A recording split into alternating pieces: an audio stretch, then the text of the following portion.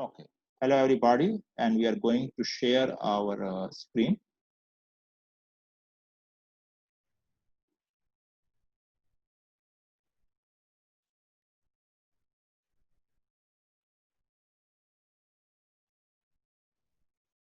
Okay. तो आप लोग स्क्रीन को देख रहे हैं यहाँ पे. This is Fourier transform part 3. Okay. तो मैं स्लाइड शो स्टार्ट कर देता हूँ. तो दिस इज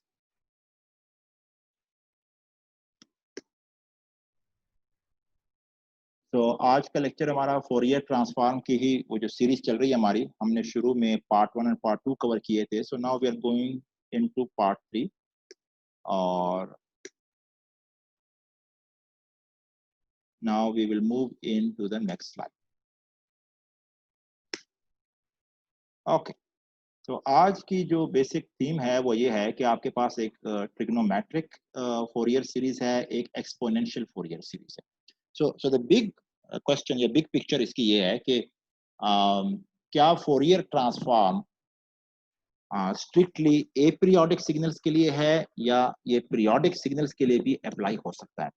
तो keep that theme in mind कि फोरियर ट्रांसफॉर्म एक बिगर जनरलाइजेशन है, एक बिगर पिक्चर है जो कि फोरियर सीरीज के साथ साथ फोरियर ट्रांसफॉर्म वाले सिग्नल्स को भी डील करते हैं. इन अदर वर्ड्स कि Fourier transform can be used for periodic signals and it can also be used for aperiodic signals. But the way it uses periodic signals, क्योंकि primarily तो aperiodic के लिए बना है, लेकिन जब ये periodic signals की तरफ जाता है तो ये एक सीरीज का इस्तेमाल करता है, उसे कहते हैं एक्सपोनेंशियल फोरियर सीरीज. तो एक्सपोनेंशियल फोरियर सीरीज आप ट्रिग्नोमेट्रिक फोरियर सीरीज से ड्राइव कर सकते हैं. So they are both equivalent representation. लेकिन एक्सपोनेंशियल फोरियर सीरीज का फायदा ये है कि इस फोरियर सीरीज का एक फोरियर ट्रांसफॉर्म भी है. तो फोरियर ट्रांसफॉर्म जब आप पीरियोडिक सिग्नल्स पे अप्लाई करते हो तो उसका सीक्वेंस ये है कि first you go to exponential Fourier series, then in the next step from exponential Fourier series आप Fourier transform पे jump करते हो. So this is kind of like a middle ground. तो हम उसको आज डिस्कस करेंगे कि exponential Fourier series क्या होती है. Okay, so keep that in your mind. तो trigonometric Fourier series जैसे कि आपको पता है कि ये साइन और कोसाइन से मिलके बनी हुई है. इसमें एक ए नॉट होता है, फिर प्लस ए एन, और उसके बाद कोसाइन होते हैं, प्लस बी एन, और फिर साइन होते हैं. तो ये सम ऑफ साइन और कोसाइन और वो जो ए नॉट है डीसी टर्म, इससे मिलके एक्स ऑफ टी बनता है, and it is strictly for periodic signals. तो इसमें शर्त यह है कि जो एक्स ऑफ टी जिसकी आप ये सीरीज लिख रहे हैं वो एक्स ऑफ टी पीरियोडिक होना चाहिए. और पीरियोडिक कौन सा होता है? जिसमें एक्स ऑफ टी जो है वो रिपीट होता है आफ्टर ए फिक्स इंटरवल, और वो इंटरवल जीरो नहीं होना चाहिए, वो नॉन जीरो टाइम होना चाहिए जिसके बाद रिपीट करता है. So this non zero time is called T not. तो हर टी नॉट के बाद, तो उसको मैथमेटिकली इस चीज को लिखने के लिए कि after every t naught x of t repeats, तो इसको हम लिख सकते हैं कि x of t equal to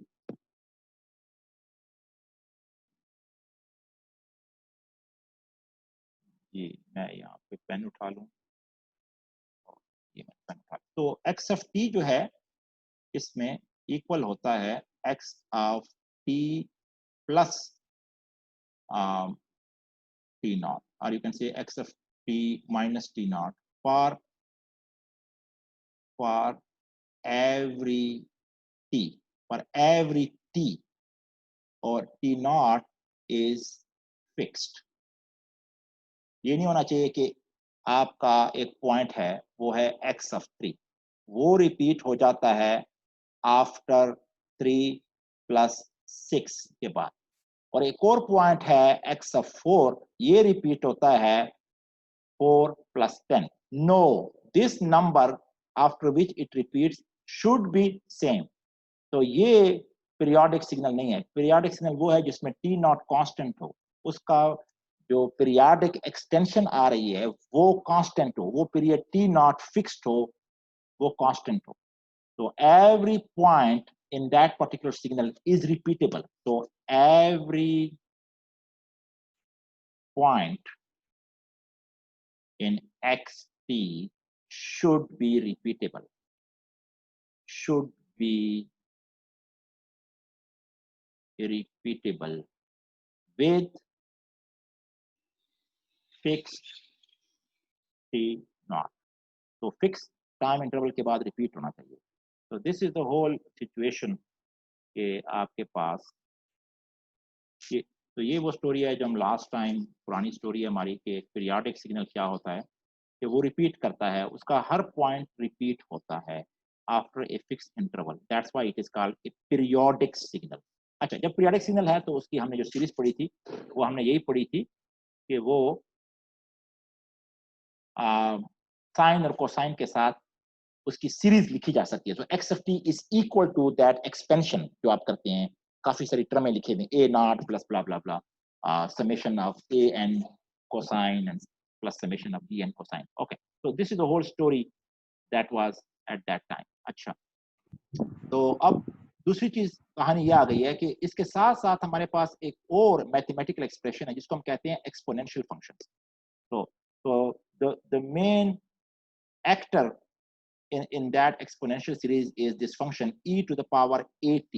So keep that in mind. ये है exponential है, e है, और इसकी पावर में, इसकी एक्सपोनेंट में एक a है और दूसरा उसके साथ t है. अब t वेरिएबल है, a क्या है, कांस्टेंट है.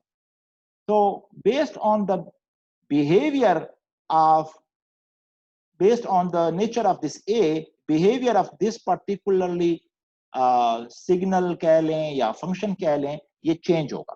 तो e raise to power at क्या है, एक फंक्शन है, इसे हम कहते हैं एक्सपोनेंशियल फंक्शन. ओके, तो अगर हम इसका सहारा लें e to the power at, तो हम अपनी ट्रिग्नोमेट्रिक फोरियर सीरीज को कन्वर्ट कर सकते हैं इनटू एक्सपोनेंशियल फोरियर सीरीज. तो ट्रिग्नोमेट्रिक फोरियर सीरीज एक्सपोनेंशियल में चली गई, तो जब ये एक्सपोनेंशियल में कन्वर्ट हो जाती है तो वही सेम सीरीज जो आपने ट्रिग्नोमेट्री में देखी थी वो अब इस तरह रिप्रेजेंट होती है. ये देख रहे हैं, इसमें मैं बॉक्स बना रहा हूं. x of t become equal to summation, और ये कोफिशिएंट है, dn इज ए कोफिशिएंट. ठीक है, d सब n, तो ये कोफिशिएंट है और n क्या है, एक इंटीजर है जो कि माइनस इन्फिनिटी से प्लस इन्फिनिटी तक जा रहा है. और उसके बाद ये dn के साथ ये इसका एक फंक्शन मल्टीप्लाई हो रहा है, e to the power j n omega naught t.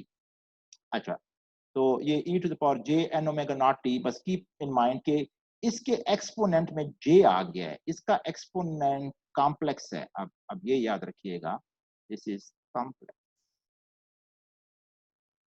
e का जो एक्सपोनेंट है कॉम्प्लेक्स आ गया, रियल नंबर नहीं है बल्कि ये कॉम्प्लेक्स है. ठीक है, तो अब ये आपके पास dn जो है ये मल्टीप्लाई हो गया, और ये सीरीज जो है रिप्लेस कर देती है ट्रिग्नोमेट्रिक सीरीज को. और अगर आपको याद हो कि ट्रिग्नोमेट्रिक सीरीज क्या थी, ट्रिग्नोमेट्रिक सीरीज जो थी वो एक्स ऑफ टी होता था a not plus a n, वो भी समेशन होती थी, a n cosine n omega naught t plus फिर एक समेशन होती थी और वो बी एन होते थे और वो साइन n ओमेगा नॉट. तो ये सारी की सारी सीरीज जो है ये इस सीरीज में कन्वर्ट हो गई. अब एक्स टी किसके बराबर है, सिंपल जो है dn है, ये कोफिशिएंट है और साथ उसके एक्सपोनेंशियल फंक्शन आ गया है, कॉम्प्लेक्स एक्सपोनेंशियल फंक्शन. ओके, तो इसमें dn कैसे कंप्यूट करते हैं, क्योंकि अगर आपको याद हो तो ट्रिग्नोमेट्रिक सीरीज में a नॉट होते थे, an और bn कंप्यूट करते थे. इसमें आपको सिंपल dn कैलकुलेट करना है और उस dn का रिलेशनशिप ये है कि dn is equal to 1 over t not.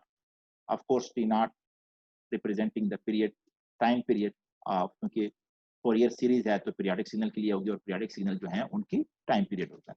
तो ये टाइम पीरियड है और एक ही टाइम पीरियड के ऊपर आप इंटीग्रेट कर रहे हैं उसको, और इसमें आपने यही एक्स टी रखा हुआ है उसके अंदर, और उसके साथ e to the power minus j n omega naught. तो ये साइन का ख्याल रखिएगा, यहाँ पे देखें ना साइन प्लस है और यहाँ पे साइन नेगेटिव है. तो कीप इन माइंड कि जब dn को कैलकुलेट करते हैं तो नेगेटिव साइन का सहारा लेते हैं और जब लिखते हैं तो पॉजिटिव के साथ लिखते हैं. तो that is the main difference between dn relationship and xt. तो ये हमारे पास कोफिशिएंट आ गए और इसमें सिर्फ एक ही कोफिशिएंट होता है dn. ठीक है, तो इसकी पॉजिटिव वैल्यूज भी होती हैं और इसकी नेगेटिव वैल्यूज भी होती हैं, और ये n जो है एक इंटीजर है. तो keep in mind n is an integer. तो दिस होल रिप्रेजेंटेशन जो मैंने आपको अभी दिखाई है कि xt is equal to this one, ये सारी की सारी रिप्रेजेंटेशन क्या कहलाती है, एक्सपोनेंशियल फोरियर सीरीज कहते हैं, क्योंकि इसमें आप एक्सपोनेंशियल फंक्शंस को यूज कर रहे हैं फॉर इट्स एक्सपेंशन, तो this is called exponential Fourier series. Okay, so let's look into some detail of exponential functions। तो मैं जरा रिवाइंड कर रहा हूँ और पिछले चैप्टर में जा रहा हूँ। तो एक्सपोनेंशियल फंक्शंस क्या होते हैं? अगर आप इनको गौर से देखें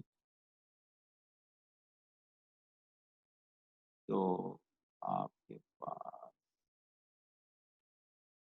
ठीक, तो एक्सपोनेंशियल फंक्शंस क्या होते हैं? e to the power at।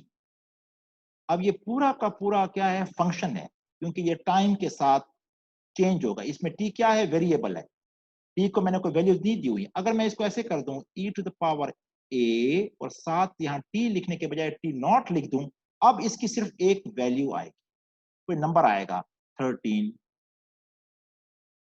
अब ये एक नंबर बन गया है, लेकिन ये एक नंबर नहीं है, ये पूरी एरे है। ये पूरा का पूरा t के साथ इसकी डिफरेंट वैल्यूज आना शुरू हो जाएंगे। इसलिए इसमें प्लॉट करूं तो मैं प्लॉट कर सकता हूं। फॉर एग्जांपल ये आएगा, ये है आपके पास e टू द पावर 80। लेकिन अगर मैं आपसे कहूं, अब मैं इसको कहूं e टू द पावर 80, और अगर मैं इसमें आपके पास ये कहूं कि ये एक नंबर है, तो नंबर में इसकी सिर्फ एक वैल्यू, एक पॉइंट पड़ा होगा, ठीक है, और उस पॉइंट की वैल्यू होगी e to the power 80 naught. अब ये देखें ना, ये एक वैल्यू पड़ी हुई है। ये सिर्फ कहां पे है? जहां पे t is equal to t naught है। ये एक वैल्यू है, एक स्केलर क्वांटिटी है। ये स्केलर नहीं है, ये बहुत बड़ी एरे है। इसमें t चेंज हो रहा है, t मूव हो रहा है from minus infinity two plus infinity. उस तो e टू द पावर 80 का ग्राफ होता है, लेकिन e to the power 80 naught का ग्राफ नहीं होता, वो एक वैल्यू होती है, एक पॉइंट होता है वो, ठीक है। तो कीप दैट इन माइंड। अच्छा, अब इसमें आप e टू द पावर 80 में a पे गौर करें। ये जो a इसके एक्सपोनेंट में आया हुआ है, इस पे गौर करें। अगर a रियल है,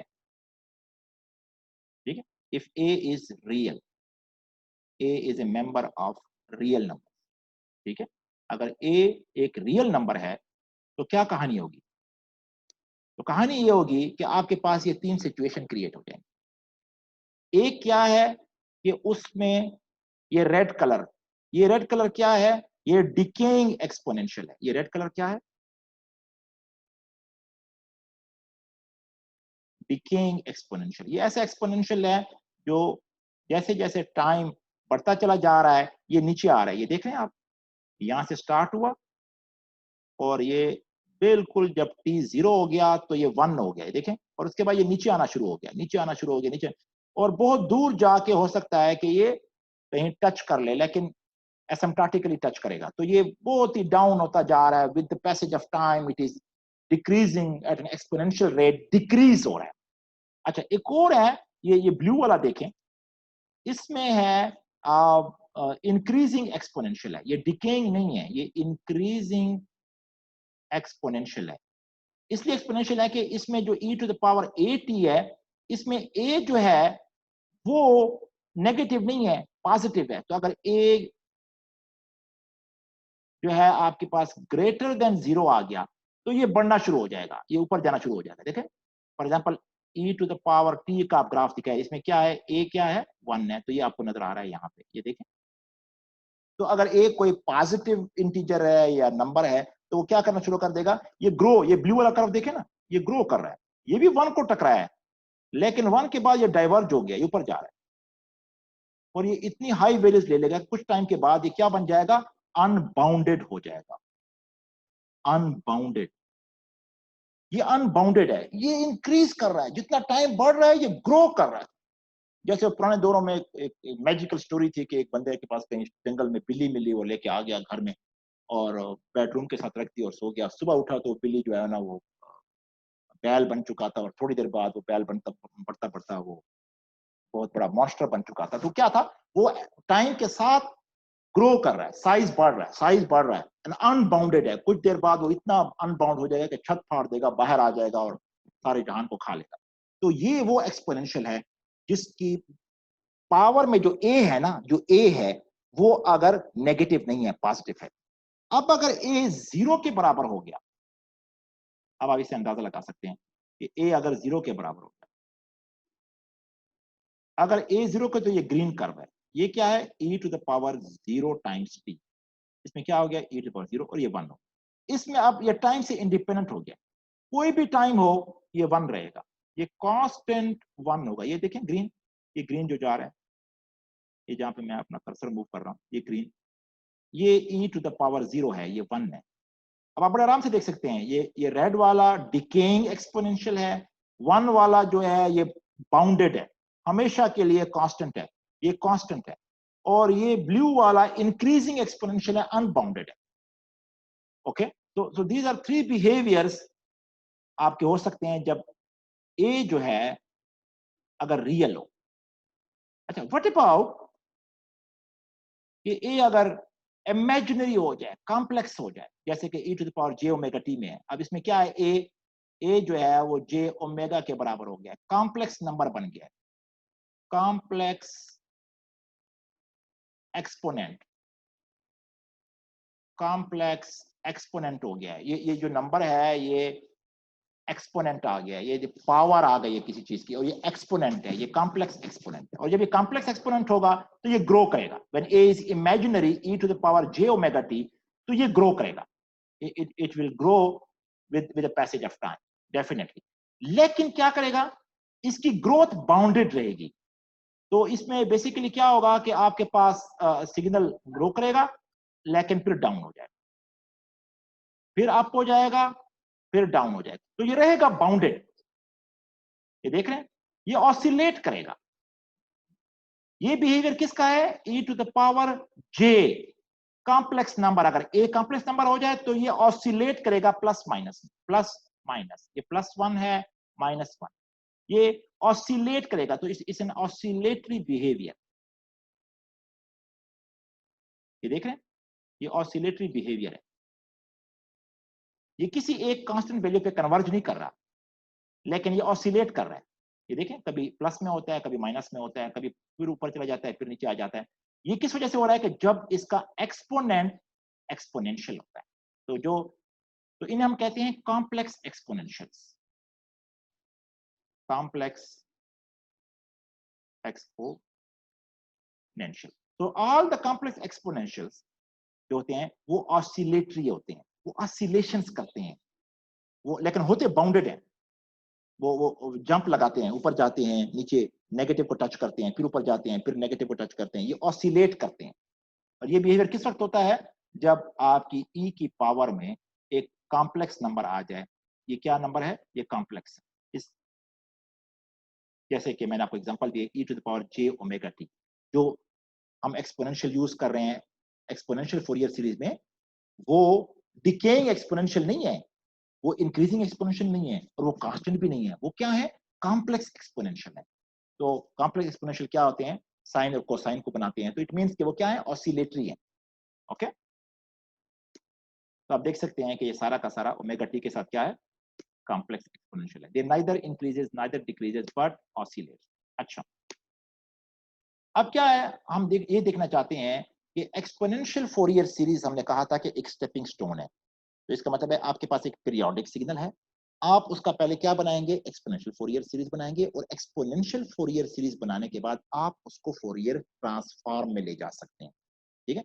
So there is a connection between exponential Fourier series and Fourier transform. So let us look into that particular connection. तो आइए उसको कनेक्शन को देखते हैं कि yes, तो उस पर्टिकुलर स्टूडेंट्स का आंसर है कि yes, Fourier transform can be use for periodic signal, लेकिन ये पीरियोडिक सिग्नल पे देखने के लिए हमें एक स्टेपिंग स्टोन रखना पड़ता है कि हमें बीच में एक्सपोनेंशियल फोरियर सीरीज, तो आपके पास जो लॉजिक बन रही है वो ये है कि आपके पास एक एक्स ऑफ टी है, आप उसको पहले ले जाएंगे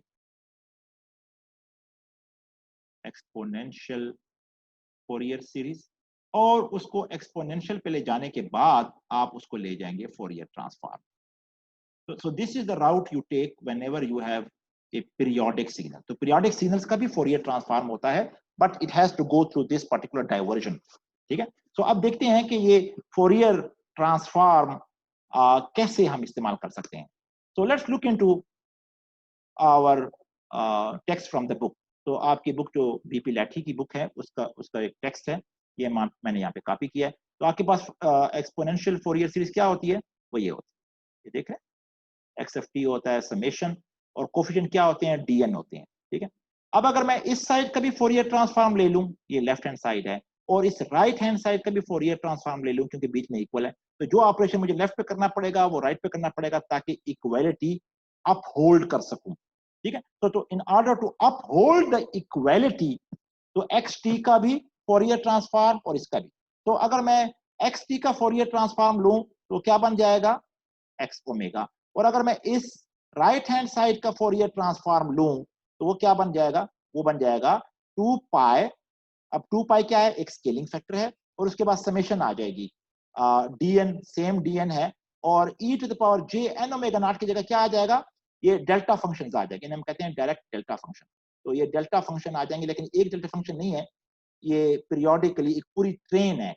इसको जरा गौर से देखें ना, ये डेल्टा ओमेगा माइनस एन, ये क्या है, ये पल्स ट्रेन है, इसे हम कहते हैं पल्स ट्रेन। ये पूरी की पूरी ट्रेन है। फॉर एग्जांपल इसको मैं अगर ड्रा करूं ओमेगा के साथ, तो एक यहाँ पे पल्स है, फिर यहाँ पे है, फिर ये काफी सारे इम्पल्स, पूरी ट्रेन है ये देखें, ये काफी सारे डेल्टा फंक्शंस हैं, और हर एक जो है ये एक जीरो पे पड़ा हुआ है, एक ओमेगा नॉट पे पड़ा हुआ है, देखिए ना इसमें एन ओमेगा नॉट है, तो एन को वेरी करो, ये 2 ओमेगा नॉट पे पड़ा हुआ है, ये 3 ओमेगा नॉट पे पड़ा हुआ है, एंड सो ऑन। और इस साइड पे भी नेगेटिव पे भी पड़े हुए हैं, माइनस ओमेगा नॉट पे पड़ा हुआ है, -2 ओमेगा नॉट। ये मैंने जो पिक्चर ड्रा की है, ये पल्स ट्रेन की पिक्चर है। तो इट मीन्स के फोरियर ट्रांसफॉर्म जो किसी पीरियोडिक सिग्नल का होगा वो पल्स ट्रेन होगी। सो आई कैन से हियर कि Fourier transform of a periodic signal is in the form of pulse train। वो पल्स ट्रेन होगी, और पल्स ट्रेन कहाँ होगी, फ्रीक्वेंसी डोमेन में होगी, ओमेगा के साथ वो पल्स ट्रेन होगी। तो कंटिन्यूअस चीज नहीं होगी, आपको पल्सेस नजर आएंगी, और उन पल्सेस का जो एरिया होगा वो डिपेंड करेगा डीएन के ऊपर, ठीक है, कि हर पल्स का एरिया कितना है। जैसे जैसे ये है, इसकी हाइट, क्योंकि पल्स की हाइट तो नहीं होती, एरिया होता है, तो ये हाइट कितनी होगी, ये होगी 2 पाई, और इस पॉइंट पे जो भी वो कोफिशिएंट है, लेट्स से वो थर्ड कोफिशिएंट है, तो 2 पाई d3, और इसका एरिया कितना होगा, इस पल्स का जो यहाँ पड़ी हुई है 2 ओमेगा नॉट की होगी 2 पाई d2। इसका एरिया कितना होगा, ये होगा 2 पाई d1। तो हर एक का एरिया ये हो जाएगा 2 पाई d-1, ये होगा 2 पाई, इसकी जो एरिया होगा इस पर्टिकुलर पल्स का वो होगा 2 पाई, क्योंकि पल्स का एरिया होता है, पल्स की हाइट नहीं होती, तो इट्स एन एरो, लेकिन एरो के साथ जो वैल्यूज लिखी होती हैं वो उसका एरिया होता है, ठीक है, उस पल्स का। तो 2 पाई ये d-2 है, तो ये इसका एरिया रिप्रेजेंट कर रहा है इस पल्स का, ठीक है। तो आप देख सकते हैं कि जो फोरियर ट्रांसफॉर्म है वो पीरियोडिक सिग्नल्स के लिए भी अवेलेबल है, but in the form of pulse train. तो आपको जब आप उसका फोरियर ट्रांसफॉर्म लोगे तो आपको पल्स की एक ट्रेन नजर आएगी, तो दैट सिग्निफाइज कि वो क्या है, पीरियोडिक सिग्नल है। तो अगर मैं किसी सिग्नल को प्लग इन करता हूं इन माय स्पेक्ट्रम एनालाइजर, जो कि फोरियर डोमेन दिखाता है, और वहां पे मुझे काफी सारी डिस्टिंक्ट पल्सेस नजर आ रही हैं, तो मैं समझ जाऊंगा कि जो मैंने सिग्नल दिया है वो क्या है, वो पीरियोडिक सिग्नल है, क्योंकि पीरियोडिक सिग्नल जब फोरियर ट्रांसफॉर्म में जाता है तो ये पल्स ट्रेन बन जाता है। तो अब इसको जरा थोड़ा सा और देख लेते हैं डिटेल में कि ये कैसे मैंने फोरियर ट्रांसफॉर्म लिया of the right hand side. तो राइट हैंड साइड का Fourier transform, left hand side का फोरियर ट्रांसफॉर्म लिया तो वो एक्स ओमेगा बन गया, ये तो बड़ा क्लियर है क्योंकि ये डेफिनेशन है, ठीक है। राइट हैंड साइड पे जब मैंने फोरियर ट्रांसफॉर्म लिया तो माइनस इनफिनिटी प्लस इनफिनिटी, और ये मेरे पास आप देख सकते हैं कि ये राइट हैंड साइड है, ये देखें एक्सपोनेंशियल फोरियर सीरीज की ये राइट हैंड साइड है, और इसके साथ मुझे e to the power minus j omega t multiply करना पड़ गया, और t के साथ मैं इसको इंटीग्रेट करूंगा। तो ये जो ऑपरेशन मैं कर रहा हूं राइट साइड पे, मैं क्या कर रहा हूं, this is called applying Fourier transform to right hand side, ठीक है।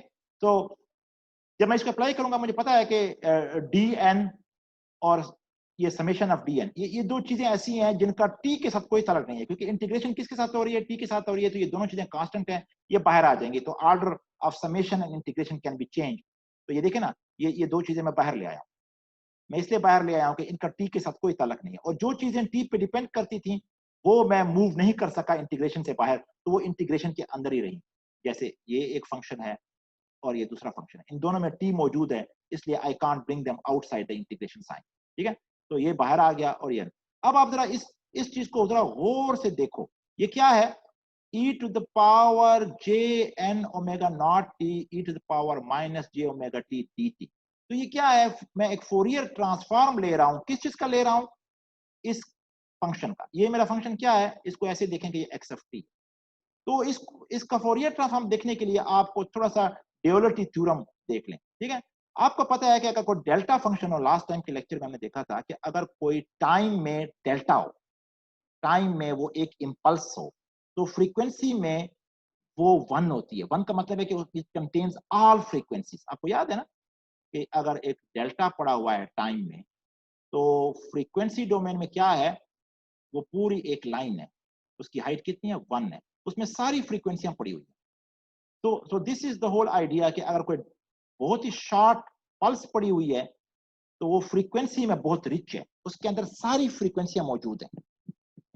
ओके, सिमिलरली अगर आपके पास यहाँ पे मैं इस डेल्टा को शिफ्ट कर देता हूं, देखा ना मैंने क्या किया, इस डेल्टा को मैंने टाइम स्केलिंग कर दिया, इसकी टाइम स्केलिंग, एम्पलीट्यूड स्केलिंग नहीं की, टाइम स्केलिंग। मैंने इसका टाइम शिफ्ट कर दिया, t plus n omega naught डाल दिया। ये देखिए यहाँ पे टी में आर्गुमेंट के अंदर कुछ नहीं है, मैंने टाइम स्केलिंग की, टी के अंदर ऐड कर दिया एन ओमेगा नॉट। जैसे ही मैं टी के अंदर एन ओमेगा नॉट ऐड करूंगा, ठीक है, तो क्या होगा, ये 1 नहीं रहेगा फोरियर ट्रांसफॉर्म की साइड पे, तो ये 1 के साथ ये फैक्टर आ जाएगा, e to the power j n omega naught. ये देख रहे हैं, ये फैक्टर आ, इसका मतलब है कि इस डेल्टा फंक्शन का फोरियर ट्रांसफॉर्म ये। अब अगर मैं कंपेयर करूं अपने इंटीग्रल के साथ, देखे ना, मैं अगर यहां कंपेयर करूं, तो मुझे तो फोरियर ट्रांसफॉर्म चाहिए e to the power j n omega naught t का। इसका मतलब है कि यही चीज चाहिए, ठीक है, यही चीज चाहिए, लेकिन ये चीज मुझे टाइम में चाहिए, ये तो फ्रीक्वेंसी में आई हुई है, तो मैं इसको टाइम में जब लेके जाऊंगा तो मुझे क्या, किस चीज की जरूरत पड़ जाएगी, ड्यूअलिटी थ्योरम की, ड्यूअलिटी प्रॉपर्टी की। तो मैं इस पर्टिकुलर फंक्शन को अब मैं क्या करना चाह रहा हूं, मैं टाइम में लेके जा रहा हूं। तो मैं आपको थोड़ा सा क्लीन अप करके जरा मजीद एक्सप्लेन कर देता हूं, क्योंकि ये बड़ा इंपॉर्टेंट कॉन्सेप्ट है। Okay, so here I am going to explain। ठीक है, तो ये आ गया आपके पास। अच्छा, अब आपको मैंने आपको बताया कि अगर कोई चीज हो, ड्यूअलिटी थ्योरम क्या कहता है कि अगर आपके पास कोई एक्स टी हो और उसका आप फोरियर ट्रांसफॉर्म ले लें, तो वो बन जाएगा x of omega.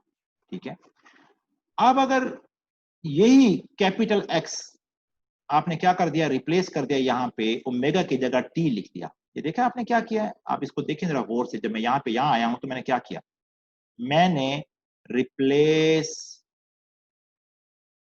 Omega with T. इसका मतलब है कि शेप सेम रही है, सिर्फ वेरिएबल चेंज कर दिया, ओमेगा की जगह टी लगा दिया।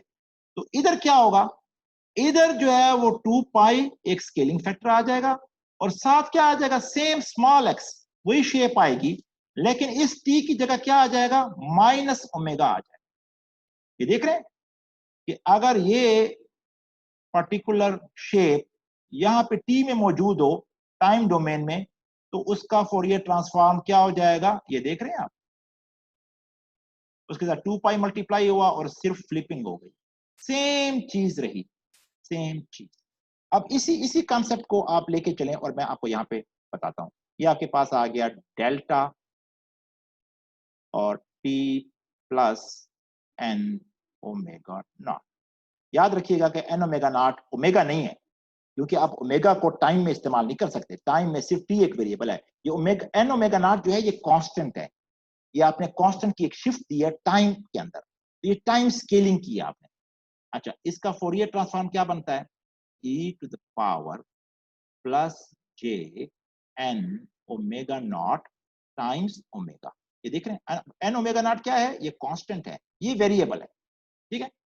अब अगर आपको यही चीज चाहिए, ये देख रहे हैं, मुझे हमें तो ये चीज टाइम में चाहिए, तो क्या करेंगे हम, इस प्रॉपर्टी के मुताबिक, ड्यूअलिटी प्रॉपर्टी के मुताबिक सेम चीज उठाएंगे, e to the power plus j n omega naught को तो कुछ नहीं कह सकते, इस ओमेगा की जगह हम क्या लगा देंगे, टी लगा देंगे। ये देखा आपने, मैंने क्या किया, मैंने ओमेगा की जगह टी लगा दिया।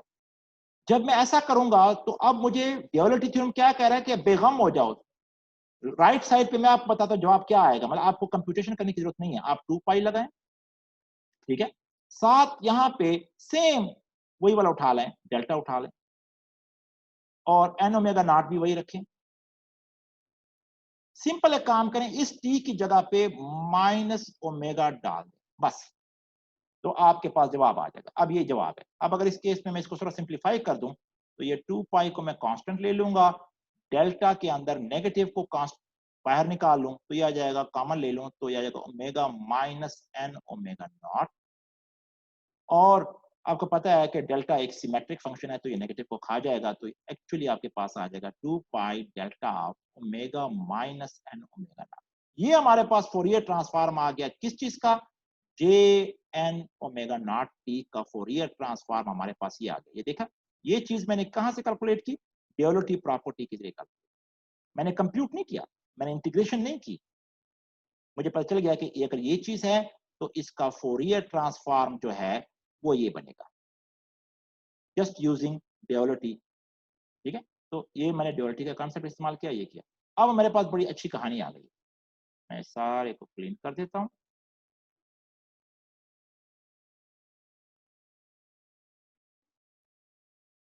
ये सारा क्लीन हो गया, आपके पास ड्यूअलिटी की एक्सप्रेशन आ गई, here you have that expression, जी, ये आ गया e to the power j n omega naught t Fourier transform के बाद 2 pi delta of omega minus n omega naught. So this is the whole point here. तो अब आपके पास ये आ गया। अब अगर हम इसमें बेसिकली देखें, अब मैं अगर आपकी इजाजत हो तो मैं इसको बैकवर्ड लेके जाना चाह रहा था।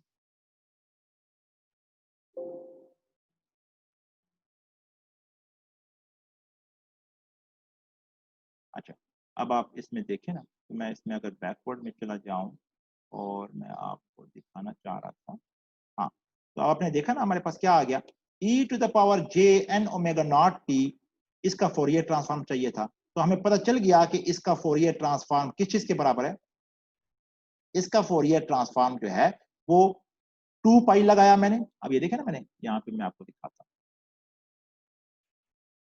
ये देखिए, ये मैंने 2 पाई लगाया और ये बराबर हो गया डेल्टा ओमेगा माइनस, ये किस चीज से आया, ये आंसर आपको मैंने अभी एक्सप्लेन किया कि ये ड्यूअलिटी के जरिए आया, साथ डीएन लगा हुआ है और समेशन है, क्योंकि वो इंटीग्रेशन साइन से बाहर थी। पूरी की पूरी ये जो इंटीग्रेशन थी ये कन्वर्ट हो गई 2 पाई डेल्टा, तो ये एक्सपोनेंशियल फंक्शन डेल्टा फंक्शन में कन्वर्ट हो गई।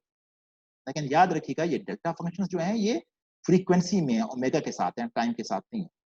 तो ये एन ओमेगा नॉट है, इसका मतलब है कि ये पूरी की पूरी एक पल्स है, पूरी की पूरी एक पल्स ट्रेन है, और ये पल्स ट्रेन कहाँ पे है, ओमेगा के साथ है। तो आपके पास एक्स ऑफ ओमेगा आ गया 2 पाई, अंदर समेशन आ गई डी एन डेल्टा, क्योंकि 2 पाई कांस्टेंट था, बाहर आ गया। तो इसका मतलब है कि अगर कोई आपके पास एक पीरियोडिक इंपल्स ट्रेन है, ठीक है, और आप उसका फोरियर ट्रांसफॉर्म लेना चाह रहे हैं, तो वो भी एक पीरियोडिक इंपल्स ट्रेन आएगी, लेकिन वो फ्रीक्वेंसी के अंदर आएगी, ठीक है।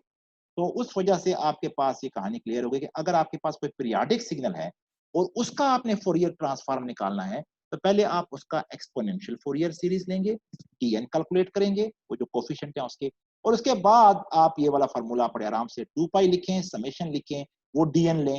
ये डीएन कहां से आए हैं, एक्सपोनेंशियल फोरियर सीरीज के कोफिशिएंट्स हैं, और साथ डेल्टा लगा लें,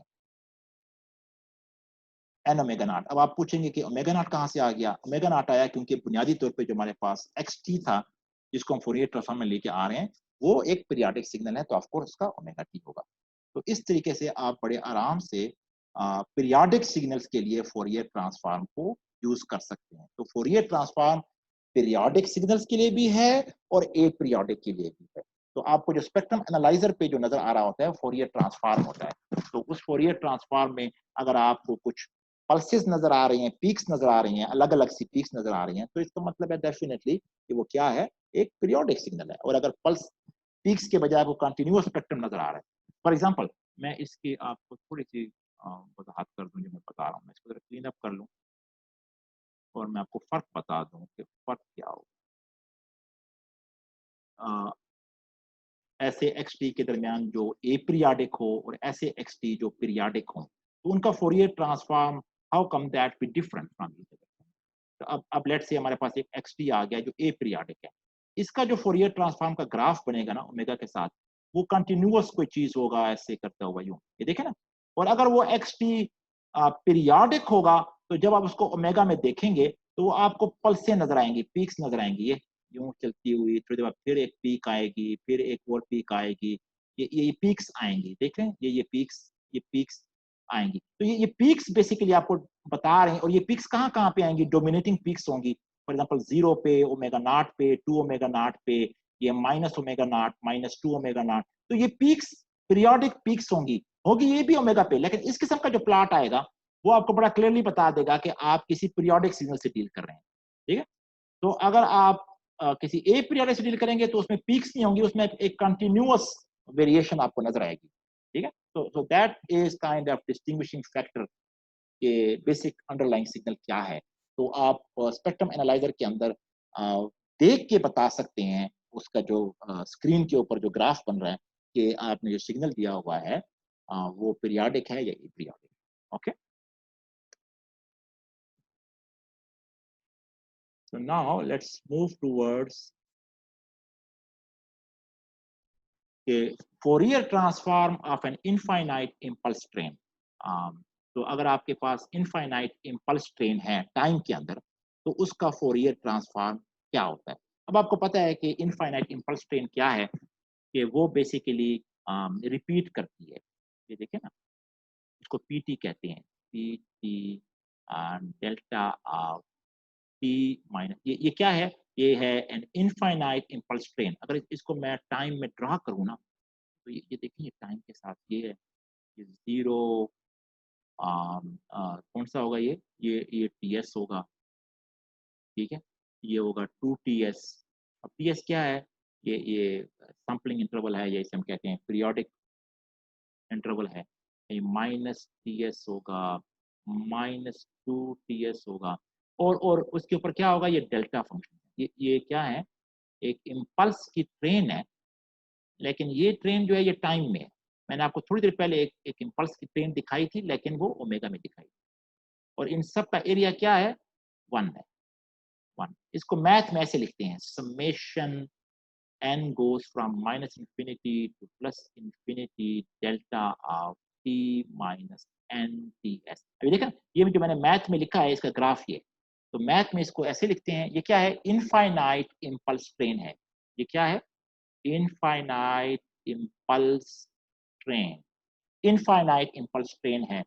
और ये इसको पी ऑफ टी कहते हैं। तो ये एक ऑफ कोर्स टाइम का फंक्शन है, कंटिन्यूअस टाइम का फंक्शन है, लेकिन डेल्टा के थ्रू लिखा गया है, ठीक है। तो पी टी इज पीरियोडिक, उसका पीरियड क्या है, टी एस।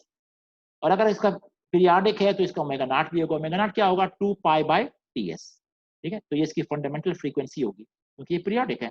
और अगर पीरियोडिक है तो इसकी फोरियर सीरीज बन सकती है, ठीक है। तो हम क्या करेंगे, इसकी एक्सपोनेंशियल फोरियर सीरीज निकालेंगे और उसमें डीएन कैलकुलेट करेंगे। तो डीएन की जगह उसने पी के लिखा हुआ है, तो सेम चीज है। ये सिंपल ये है कि के की जगह पे एन आ गया। तो कीप इन माइंड कि ये दोनों इंटीजर हैं, ये डमी वेरिएबल है, तो आप कोई भी नाम दे सकते हैं, पी एन के ओ एम एन। तो ये बेसिकली सेम चीज है, डीएन है। तो आप ध्यान में यही रखेंगे, ये डीएन है। अब डीएन कैसे कैलकुलेट करते हैं, 1/ts करते हैं, और एक पीरियड तो -ts/2 से लेकर +ts/2 तक जो मेरे पास वो फंक्शन है। अब वो फंक्शन सारा क्या है, समेशन है। तो -ts/2 से लेकर +ts/2 में जब मैं इस फंक्शन को देखता हूं तो सिर्फ एक इंपल्स आ रही है, देख रहे हैं, इस एरिया के अंदर, ये देख रहे हैं, इस एरिया में ना, ये देखे ना, ये एरिया है, वो स्मॉल से एरिया है, ये -t/2 से लेकर +t/2 का एरिया है, ये देखे ना। इसको मैं अगर देखूं गौर से, तो ये -ts/2 से लेकर प्लस PS/2 में सिर्फ एक इम्पल्स आ रही है, उसने इसीलिए उसने समेशन हटा के ये सारी समेशन गायब हो गई, सिर्फ एक इम्पल्स रह गई। ये देख रहे हैं, ये एक इम्पल्स रह गई, क्योंकि इस इंटरवल के अंदर इस ट्रेन का सिर्फ एक डब्बा आ रहा है, इस ट्रेन का सिर्फ एक बंदा आ रहा है। तो -P/2 से लेकर +P/2 के दौरान सिर्फ एक ही बंदा आ रहा है, ठीक है, और वो इस डेल्टा टी के अंदर आ गया। अब उसके साथ आपने मल्टीप्लाई करना है e⁻j k। अब n की जगह पे k उसने कहा हुआ है, so you can think of it कि वही चीज है। और ये क्या है, एक्सपोनेंशियल फोरियर सीरीज का कोफिशिएंट है। So keep in mind this is exponential Fourier series coefficient है, ये वही dn है, ठीक है। तो dn हमने कैलकुलेट किया। अब अगर आप देखें तो यहाँ पे देखें ना, शिफ्टिंग प्रॉपर्टी इस्तेमाल कर रहा है। तो अभी माशाल्लाह एक स्टूडेंट ने पूछा था कि ये शिफ्टिंग प्रॉपर्टी कैसे इस्तेमाल करते हैं, तो इसको देख लेते हैं हम। डिटूर कर लेते हैं, मैं थोड़ा सा स्पेस ले रहा हूँ यहाँ पे, मैं क्लीन अप कर दूँ, बेहतर तो यही है। चलिए मैं इसको क्लीन अप कर लेता हूँ। यहाँ पे शिफ्टिंग प्रॉपर्टी को मैं आपको दिखाता हूँ कैसे इस्तेमाल हुई है, देखें। अच्छा, अब मैं शिफ्टिंग प्रॉपर्टी -TS/2 +TS/2 अंदर क्या है, डेल्टा टी, और ये मल्टीप्लाई हो रहा है e⁻j k times omega naught T dt। अब इस प्रोडक्ट को जरा गौर से देखिएगा, ये इस प्रोडक्ट हो रहा है, डेल्टा टी मल्टीप्लाई हो रहा है इसके साथ। डेल्टा टी जब किसी भी फंक्शन के साथ मल्टीप्लाई होता है तो ये शिफ्ट कर देता है, फिल्टर कर देता है उसको। ये करेगा क्या, इस मल्टीप्लिकेशन का जवाब देखिएगा। मल्टीप्लिकेशन का जवाब क्या होगा, ये जो प्रोडक्ट बन रहा है डेल्टा टी इसके साथ, ये शिफ्टिंग प्रॉपर्टी, ये क्या करेगा, ये डेल्टा टी तो वैसे का वैसा रहेगा, क्योंकि ये फिल्टर होकर डेल्टा टी बाहर आ जाएगा। लेकिन डेल्टा टी का जो एरिया था वो तो पहले 1 था, अब क्या बन गया, वो एरिया बन गया e⁻j k ओमेगा नॉट, और उसके साथ इस टी, ये टी कहां पे ठहरा हुआ है, ये डेल्टा टी कहां पे ठहरा हुआ है, ये 0 पे ठहरा हुआ है, तो उसके साथ यहाँ पे क्या आ जाएगा, 0 मल्टीप्लाई, क्योंकि ये डेल्टा टी की पोजीशन क्या है, ये 0 टाइम पे ठहरा हुआ है। लोकेशन क्या है, वो लोकेशन इस पर प्लग इन हो जाएगी। तो अब क्या बन जाएगा ये, अगर आप इसको गौर से देखें, e⁻, सारी चीज 0 हो जाएगी क्योंकि 0 इन्वॉल्व हो गया, और आगे क्या आ जाएगा, डेल्टा टी। तो क्या जवाब आएगा, सिर्फ डेल्टा टी निकल आएगा। तो हमारा इंटीग्रेशन क्या हो जाएगा, अब हमारी इंटीग्रेशन हो जाएगी -TS/2 से लेकर +TS/2, और सिंपल अंदर डेल्टा टी रह जाएगा, साथ dt आ जाएगा। अब आपको पता है कि अगर डेल्टा टी का एरिया निकालें, उसको इंटीग्रेट करें, तो वो हमेशा किस चीज के बराबर होता है, 1। तो ये सारा का सारा इंटीग्रल 1 हो जाएगा।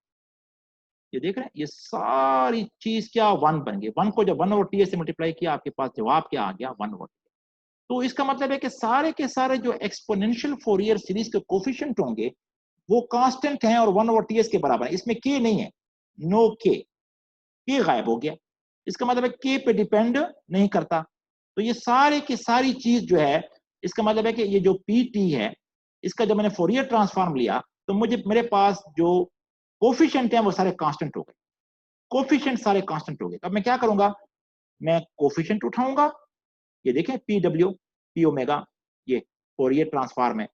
ये फोरियर ट्रांसफॉर्म किसका है, पीटी का, फोरियर ट्रांसफॉर्म ऑफ पीटी। ये देखें, ये पीटी का फोरियर ट्रांसफॉर्म है, पी कैपिटल हो गया, ओमेगा आ गया। 2 पाई तो आपको पता है कि फैक्टर होता है, अंदर समेशन आ जाएगी, वो जो डीएन था उसकी जगह क्या आ गया, पी के आ गया, और क्या आ जाएगा, डेल्टा ओमेगा माइनस के ओमेगा नॉट। ये तो वो शराइत हैं ये जो आपने पूरी करनी है अगर आपने फोरियर ट्रांसफॉर्म लेना है किसी भी पीरियोडिक सिग्नल का। अब पी के क्या है, ये बन गया 1/TS। तो आपके पास एक्चुअली जो पी ऑफ ओमेगा आ गया है वो ये बन गया, ये देख रहे हैं, 2π/TS एक स्केलिंग फैक्टर है जो समेशन से बाहर आ गया, अंदर समेशन में क्या रह गया, एक ट्रेन बन गई। अगर मैं इस पूरी चीज को देखूं समेशन के साथ डेल्टा, ये क्या है, एक ट्रेन है, ये देख रहे हैं, ये देख रहे हैं, ये पल्स की ट्रेन है, लेकिन ये पल्स की ट्रेन फ्रीक्वेंसी में है, और उस पल्स का एरिया कितना है, हर पल्स का एरिया कांस्टेंट है, सेम एरिया है। वो एरिया कितना है, 2π/TS, हर एक का 2π/TS। 2 पाई बाई टी, और ये omega naught, 2 omega naught, 3 omega naught, ये रिपीट होती जा रही है। ये पूरी की पूरी ट्रेन है, लेकिन ये ट्रेन क्या है? फ्रीक्वेंसी में। इसका मतलब है कि अगर कोई इम्पल्स ट्रेन आपके पास टाइम में है और आपसे बताइए कि फ्रीक्वेंसी डोमेन में मुझे इसका फोरियर ट्रांसफॉर्म दिखाओ, तो वहां पे भी ये पल्स ट्रेन होगी, लेकिन सिंपल एक फैक्टर आ जाएगा उससे पहले, वो क्या होगा? 2 पाई बाई टी एस की स्केलिंग हो जाएगी उसके साथ। ठीक है, पहले उसका एरिया 1 था, अब उसका एरिया क्या बन गया? 2 पाई बाई टी एस हो गया। ओके, तो Fourier transform of an impulse train gave us also an impulse train in frequency।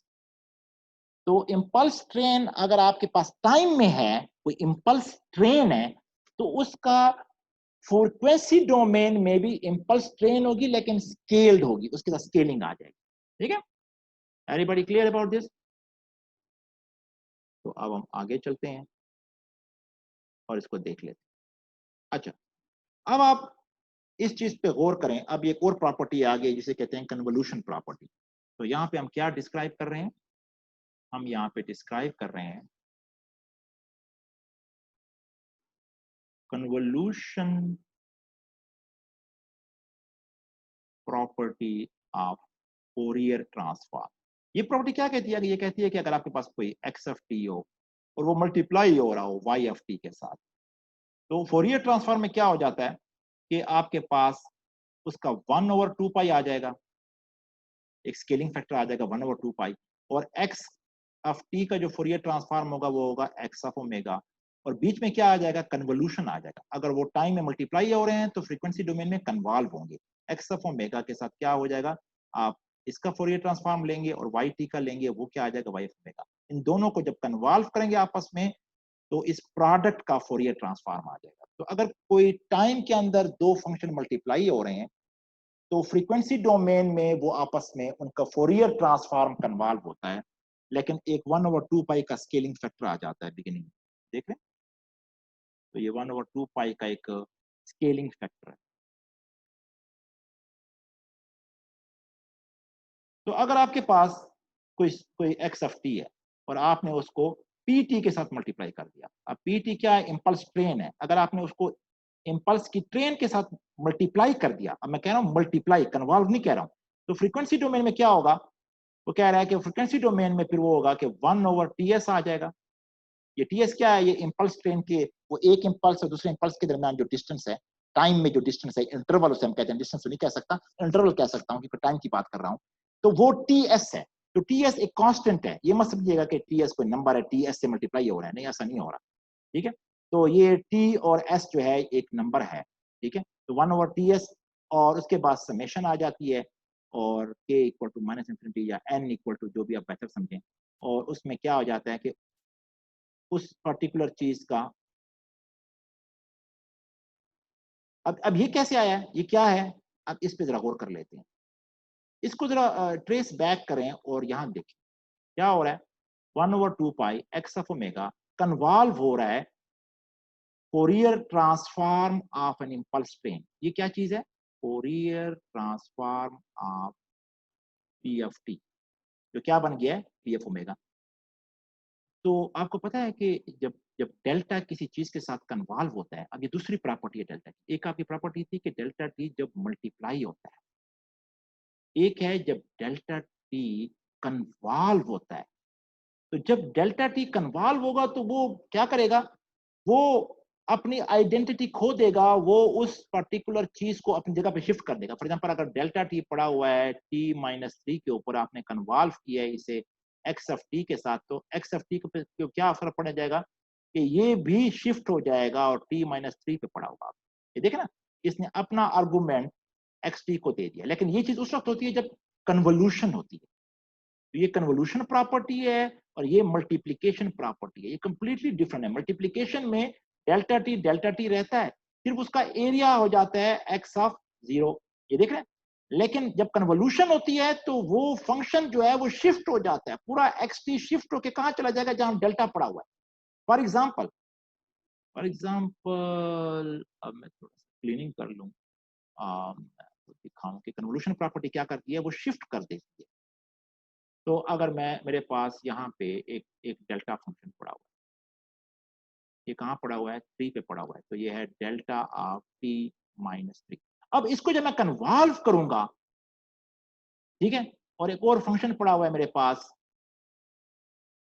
Let's say ये मेरे पास फंक्शन पड़ा हुआ है, ठीक है, ये क्या है, ये एक्स ऑफ टी है और ये डेल्टा। जब ये आपस में कन्वॉल्व होंगे तो जवाब क्या आएगा, जवाब ये आएगा कि ये अपनी जगह से वो टेंट पहले कहाँ पड़ा हुआ था, ये डॉटेड बता रहा हूँ, ये पहले वाली जगह बता रहा हूँ, पहले यहाँ पड़ा हुआ था, ये यहाँ से शिफ्ट होके कहाँ चला जाएगा, ये चला जाएगा जहां पे 3 पड़ा हुआ है, ये 0 से शिफ्ट हो जाएगा टाइम में और 3 पे, लेकिन शेप चेंज नहीं करेगा, सिर्फ शिफ्टिंग करेगा। ये देखें ना, इसने शिफ्टिंग की है, ये वहां से वहां चला गया, ये वहां चला गया जहां पे वो एक्सपोनेंशियल सॉरी वो जो डेल्टा फंक्शन था ठहरा हुआ था उसकी पोजीशन पे चला गया। लेकिन ये कन्वोल्यूशन की प्रॉपर्टी है, ये मल्टीप्लीकेशन की प्रॉपर्टी नहीं है।